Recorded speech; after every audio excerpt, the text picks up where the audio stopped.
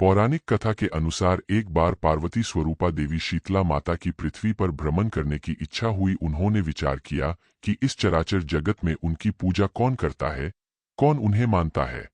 शीतला माता बुढ़िया का रूप धारण कर धरती पर राजस्थान के डूंगरी गांव पहुंची और देखा कि आसपास उनका कोई मंदिर नहीं है और नहीं कोई उनकी पूजा करता है। माता शीतला गांव की गलियों में घूम रही थीं कि तभी एक मकान के ऊपर से किसी ने चावल का उबला पानी मांड नीचे फेंका।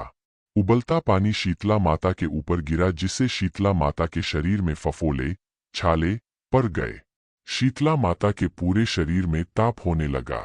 शीतला माता चिल्लाने लगी, अरे मैं जल गई, मेरा शरीर तप रहा है, जल रहा है, कोई मेरी मदद करो। लेकिन उस गांव में किसी ने भी शीतला माता की मदद नहीं करने आया।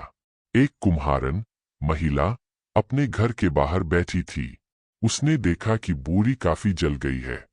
महिला ने बूढ़ी माई पर खूब ठंडा पानी डाला और बोली, हे मां, मेरे घर में रात की बनी हुई राबड़ी रखी है और थोड़ा दही भी है, तू दही राबड़ी खा ले।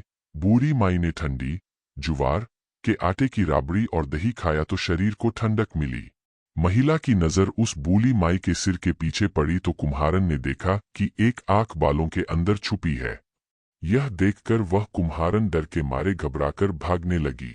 इसी दौरान उस बूढ़ी माई ने कहा, रुक जा बेटी, तू डर मत, मैं कोई भूत प्रेत नहीं हूं, मैं शीतला देवी हूं।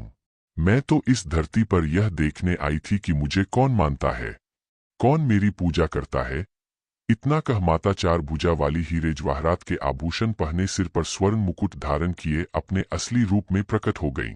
माता के दर्शन कर महिला सोचने लगी कि अब मैं गरीब इस माता को कहां पर बैठाऊं।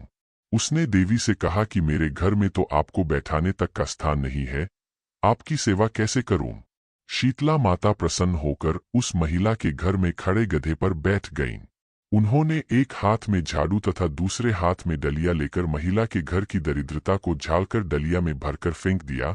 साथ ही महिला से वरदान मांगने को कहा। महिला ने हाथ जोड़कर कहा, माता, मेरी इच्छा है कि अब आप इसी डूंगरी गांव में स्थापित होकर रहो। होली के बाद की अष्टमी को जो भी भक्तिभाव से पूजा कर आपको ठंडा जल, दही व बासी ठंडा भोजन चढ़ाए, उसके घर की दरिद्रता को दूर करो। शीतला माता ने महिला को सभी वरदान दे दिए और आशीर्वाद दिया कि इस धरती पर उनकी पूजा का अधिकार सिर्फ कुम्हार जाति का ही होगा। उसी दिन से डूंगरी गांव में शीतला माता स्थापित हो गईं और उस गांव का नाम हो गया शील की डूंगरी। शीतला माता अपने नाम की तरह ही शीतल है, वो अपने भक्तों पर खूब कृपा करती है।